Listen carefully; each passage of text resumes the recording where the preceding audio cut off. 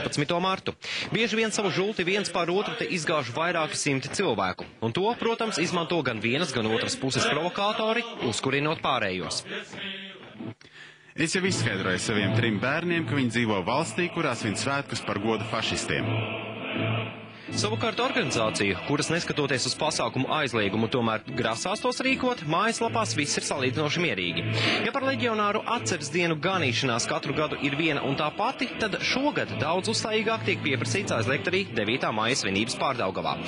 Kāds to prasa impulsīvi, bet kāds pamatojot ar faktiem un atsaucoties uz likumu par sapulcēm, gājieniem un piketiem. Proti, tā 11. panta 5. punktā noteikts. Sapulces, gājiena un piketa dalībniekiem šo pasākumu laikā ir aizliegts izmantot bijušās PSRS, Latvijas PSR un nacistiskās Vācijas karogus, ģērboņus, himnas un simboliku, arī stilizētā veidā. Un Rīgas rādskungiem šķiet tomēr vajadzētu tā kārtīgi padomāt par nākotni, jo tuvojas tak pašvaldību vēlēšanas. Alberts Dinters, Rolands Polītis, bez tabū.